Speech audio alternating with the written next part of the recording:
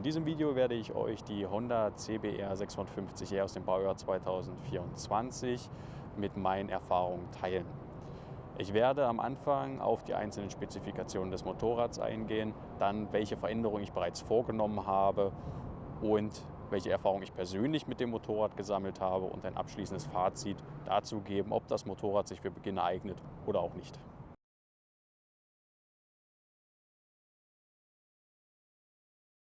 Honda CBR 650R, Baujahr 2024. Ich habe das Motorrad jetzt knapp 4.500 Kilometer gefahren, im Juli gekauft, jetzt ist Oktober und möchte euch ein kurzes Zwischenfazit geben. Die Honda CBR 650R hat 95 PS bzw. gedrosselt 48 PS. Sie hat 650 Kubik, wie der Name schon hergibt. Vorne und hinten sind jeweils Reifen mit 17 Zoll verbaut. Vorne der Reifen 120/70, hinten der Reifen 180/55. Der Tankinhalt ist ca. 13 Liter, obwohl auf der Seite von Honda mit knapp 15 angegeben. Und der Verbrauch liegt so im Schnitt zwischen 4 und 5,5 Liter, je nach Fahrweise. Der Topspeed bei dem Motorrad liegt im gedrosselten Zustand bei ca. 180. Im offenen Zustand sind bis zu 249 km/h möglich. Das Motorrad im Baujahr 2024 verfügt bereits über das neue LED-Display. Das bedeutet, dass es im Vergleich zum Baujahr 2023 deutlich ansehnlicher und auch bei hellem Tageslicht lesbar ist. Die Funktionalität des Menüs etc. hält sich dabei allerdings stark in Grenzen. Das Gewicht des Motorrads wird mit 210 Kilo angegeben, bedeutet unter den 650er Motorrädern ist die Honda CBR durchaus die mit Abstand schwerste. Das sollte zumindest, wenn man sich für dieses Motorrad interessiert, berücksichtigt werden. Die Ninja 650 bringt ein deutlich niedrigeres Gewicht, ca. 20 Kilo weniger, auf die Beine. Das bedeutet, ist man etwas leichter beschaffen, bietet es sich vielleicht an, die beiden Motorräder einmal Probe zu fahren und zu schauen, ob jetzt einem das Mehrgewicht vielleicht dann doch beim Handling etwas einschränken würde. Das Motorrad gibt es einmal mit der Funktion des Quickshifters. Das bedeutet, dass man ohne zu kuppeln schalten kann. Bedeutet, den Fuß einfach nach oben bewegen und das Motorrad schaltet automatisch in den nächsthöheren Gang. Es gibt auch die Funktion, nach oben wie auch unten zu schalten. Das ist jetzt bei meinem Modell zumindest nicht verbaut.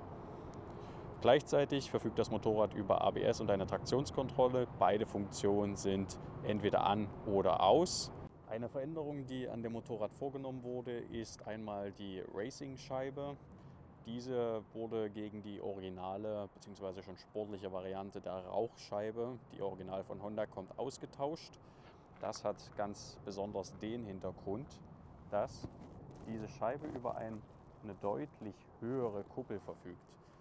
Die originale Honda-Scheibe bewegt sich ungefähr in diesem Bereich, was bedeutet, dass wenn man sich auf diesem Motorrad befindet und über die Autobahn heizt oder auf der Landstraße etc., jetzt mit der neuen Scheibe deutlich größeren Windschatten bzw. einen höheren Windtunnel hat.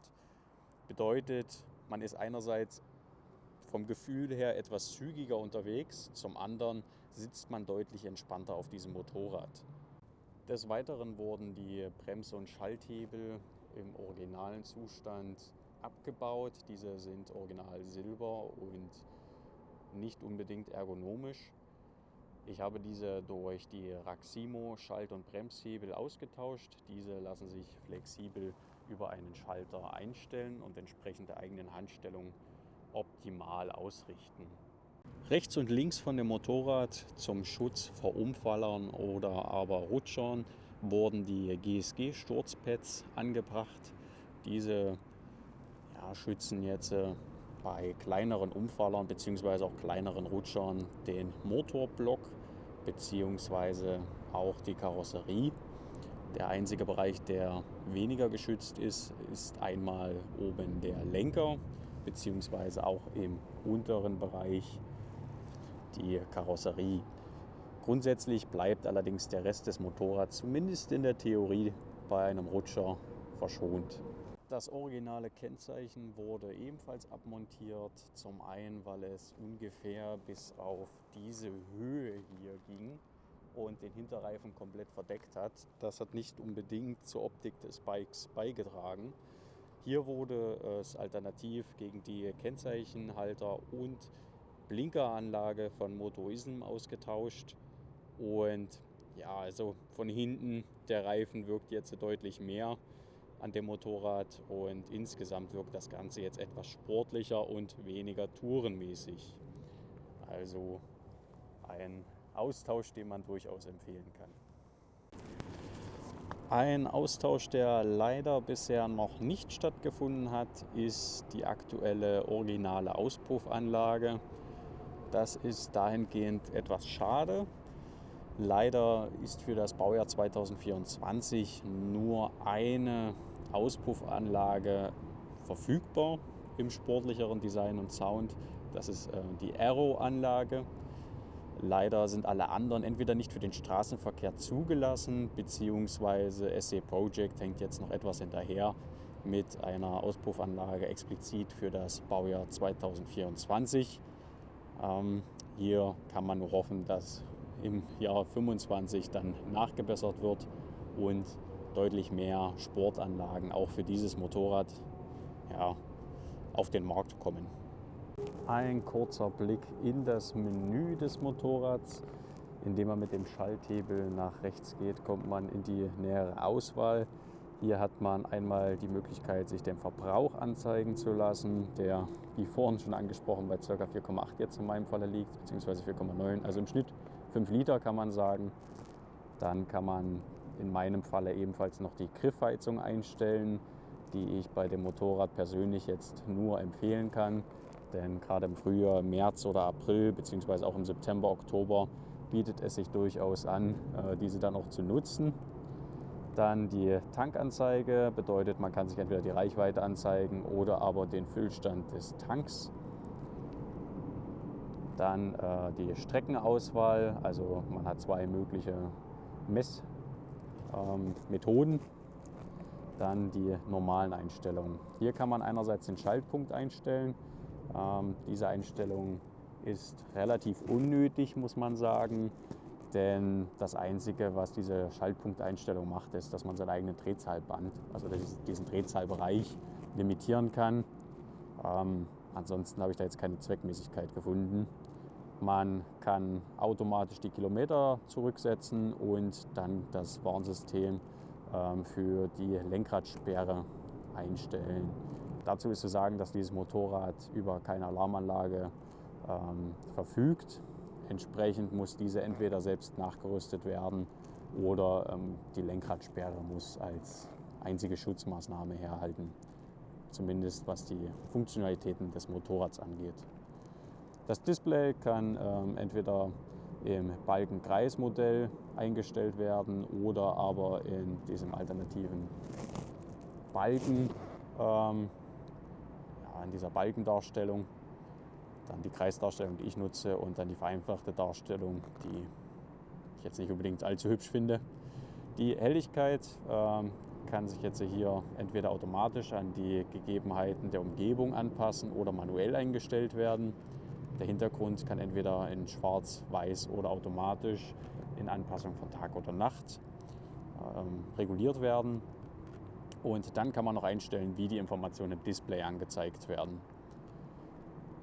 Genau. Gleichzeitig kann man noch einen Favoritenschalter festlegen. Das ist jetzt entweder für die Griffheizung bzw. für den Kraftstoff. Gut, dann das allgemeine Datum und Uhrzeit, welche Einheiten, also jetzt hier die Geschwindigkeit etc. angegeben werden sollen, die Temperatur.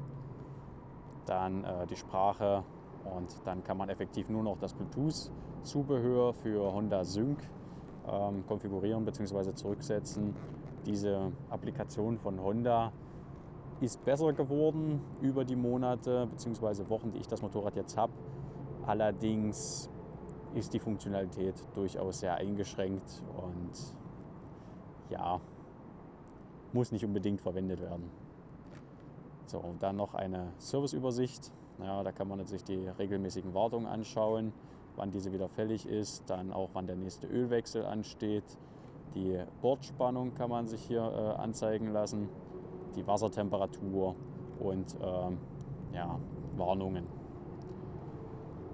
Dann die eigene Ausstattung kann man sich ebenfalls anzeigen lassen, also in dem Fall ja hier die Quickshifter und die Griffheizung, die verbaut sind, und man kann sich die Software bzw. Hardware-Info anzeigen.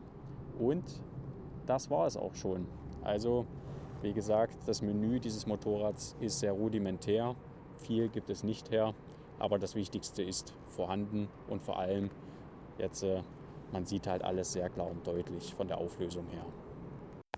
Nun kommen wir noch zu dem ganz klassischen Soundcheck, der ja bei jedem guten Fahrzeug, denke ich, dazugehört. Hier jetzt mit der originalen Auspuffanlage. Das gibt vielleicht einen ganz guten Eindruck, wie viel die originale Soundanlage von Honda durchaus schon hergeben kann.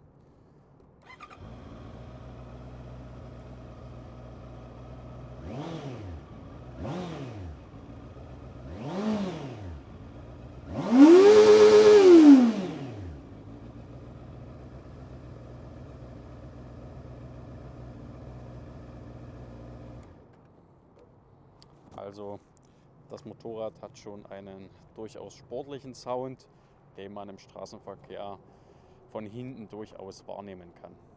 Kommen wir nun zu meinen persönlichen Erfahrungen, was dieses Motorrad angeht. Ich habe es im Juli diesen Jahres gekauft, jetzt ist Oktober, also ich habe es jetzt knapp 3-4 Monate benutzt und knapp 4.500 Kilometer damit zurückgelegt. Dabei waren keine Regenfahrten, also wunderbarer Schönwetterfahrer. Das Motorrad eignet sich für Einsteiger meiner Meinung nach sehr gut, auch und vielleicht auch trotz des hohen Gewichtes von knapp 210 Kilogramm ist das Handling dieser Maschine sehr gut. Die Lenker sind hier deutlich höher als bei einer 600er Sportlermaschine, was den Vorteil hat, dass man zum einen eine Sitzposition einnimmt, die jetzt nicht zu aggressiv ist, allerdings immer noch sehr sportlich. Man kann auf dieser Maschine durchaus seine 300 Kilometer am Tag abreißen, ohne direkt im Hintern oder aber im Rücken Schmerzen zu verspüren. Die Maschine verfügt grundsätzlich hinten ebenfalls noch über die Möglichkeit, einen Beifahrer mitzunehmen. Dafür kann eine Lederbank montiert werden, original von Honda. Und diese kann jederzeit gegen diese sportliche Ausführung, die jetzt hier auf dem Motorrad verbaut ist, ausgetauscht werden. Der Verbrauch mit ca. 5 Litern ist meiner Meinung nach okay. Ich fahre relativ sportlich, das merkt man dann natürlich auch im Verbrauch. Die Maschine kann allerdings meiner Meinung nach auch durchaus mit 4 Litern gefahren werden, beziehungsweise je nach Fahrweise noch niedriger. Die Griffheizung kann ich nur empfehlen. Im März und April sowie jetzt auch im Oktober bei den Ausfahrten ist es immer relativ kühl draußen. Ja, unter der Lederhose zieht man sich dann gerne mal noch eine Unterhose an und oben ein längeres Longsleeve. Und in den Händen, kommt der Wind dann immer mit als erstes ran. Entsprechend sollte man dann das Geld für die Griffheizung investieren. Das ist durchaus gut investiertes Geld. Die Spiegel sind bei mir noch original. Viele verbauen sich ja entweder Lenkerspiegel oder aber diese etwas aerodynamischeren Ausführungen von Drittherstellern. Ich bin mit diesen ganz zufrieden. Die Spiegel geben ein ganz gutes Sichtfeld und ich finde, dass sie der Optik des Motorrads jetzt durchaus nicht schaden. Die einzelnen Bauteile, die ich dann selbst nachträglich noch angebaut habe, sind für mich so das Fundament, ja, was ich gerne an dem Motorrad ändern wollte. Die Hebel, also die Schalt- und der Bremshebel im Original mit ihrer silbernen Ausführung sind erstens nicht schön und also vom Handling her und auch von der Optik her passen die nicht unbedingt zu dem Motorrad. Also das Motorrad ist rot und schwarz gehalten, die Schalt- und Bremshebel sind original in Silber, das sticht heraus und entsprechend kann ich nur die Bremshebel von Raximo jetzt hier empfehlen. Die Kuppel hier vorne, also die Racing-Scheibe bzw. Windscheibe, muss man nicht unbedingt austauschen. Ich habe mir das jetzt nur deshalb angebracht, weil ich auch mal Autobahn fahren muss, rein von der Streckenführung her. Und da ist es natürlich mit einer höheren Scheibe deutlich angenehmer. Dann die Ja, Sturzpads sind jetzt einfach nur eine Schutzmaßnahme meinerseits. Bisher gab es keinen Rutscher, Umfaller oder ähnliches. Allerdings würde ich behaupten, sag niemals nie und besser haben als brauchen. Die Kennzeichenhalterung, die Originale, lässt die Maschine eher wie eine Touringmaschine wirken. Hier kann ich wirklich nur zu einer sportlicheren Variante raten, einfach weil es die Gesamtoptik des Motorrads steigert. Aerodynamisch und handlingmäßig hat das natürlich keinen Einfluss auf dieses Motorrad. Die Kosten haben sich jetzt mit fast 5000 Kilometern sehr an Grenzen gehalten. Ich hatte die Wartung bei knapp 1000 Kilometern, also die erste Wartung, die man machen muss. Und dafür sind Kosten in Höhe von 180 € angefallen. Das finde ich sehr, sehr human. Dann ja, die optionalen Kosten. Die Schalthebel haben, glaube ich, 120 € gekostet. Die Sturzpads knapp 160. Hinten der Kennzeichenhalter mit den neuen Blinkern zusammen 210 €. Und die Racingscheibe, die hat 100 € glatt gekostet. Genau. Ansonsten, rein vom Handling her, ist dieses Motorrad aufgrund der Griffstellung wirklich gut. Die Beschleunigung ist mehr als ausreichend und auch für Anfänger durchaus geeignet, insbesondere wenn sie noch im gedrosselten Zustand ist. Muss man sagen, wird man nicht vom Motorrad runtergeholt, insofern man jetzt nicht grob fahrlässige die Kupplung dann schnipsen lässt, ist dieses Motorrad ansonsten vom Handling und vom Beschleunigungsverhalten sehr, sehr gut und im Straßenverkehr wunderbar zu fahren, auch auf langen Strecken. Dann ist bei diesem Motorrad der Quickshifter verbaut. Das bedeutet, dass ich ohne den Schalthebel zu benutzen das Motorrad in einen höheren Gang schalten kann. Insbesondere im Beschleunigungsvorgang ist das ganz angenehm, weil man einfach den Hahn offen lassen kann, die komplette Zeit nur noch mit dem Fuß nach oben schaltet und das Motorrad wirklich in seiner vollen Leistung nutzen kann. Es gibt alternativ noch die Möglichkeit, hoch und runter zu schalten, ohne den Schalthebel zu benutzen. Also man bekommt dann mehr oder weniger ein Automatikmotorrad hingestellt. Habe ich mich ganz bewusst dagegen entschieden. E-Clutch heißt das System. Und ja, ich denke nicht, dass man es braucht. Also das raubt für mich vielleicht dann doch etwas das Gefühl des Motorradfahrens. Ansonsten würde ich mir das Motorrad jetzt nochmal kaufen, nachdem ich es knapp 4 Monate gefahren bin. Ja, jederzeit.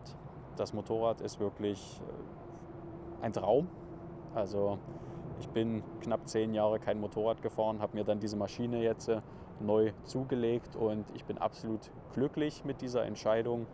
Das Fahrverhalten, dann die ganzen Funktionalitäten und auch die Art und Weise, wie dieses Material und diese Zusammensetzung, die Honda hier verbaut hat, zusammenspielen, da bin ich einfach begeistert. Also ich kann dieses Motorrad für Anfänger wie auch für Fortgeschrittene einfach nur empfehlen. Wenn man jetzt reiner Kurvenräuber ist, dann wahrscheinlich eher die 600er bzw. die 1000er von Honda zu empfehlen. Für alle anderen ist diese 650 eher das Motorrad der Wahl. Und ich bin gespannt, wo die Entwicklung jetzt in den nächsten Baujahren hingeht. Genau. Abschließend kann ich nur sagen, ich hoffe, dass ich euch mit diesem kurzen Fazit einen gewissen Einblick in dieses Motorrad geben konnte. Und sollten noch irgendwelche Fragen eurerseits offen sein, stellt sie gerne in den Kommentaren. Ich werde auf jeden Kommentar antworten und hoffe, dass man sich vielleicht bald auf der Straße sieht, vielleicht mit derselben Maschine, einem vorherigen Modell oder einem Nachfolger dann in 2025. Bis dahin.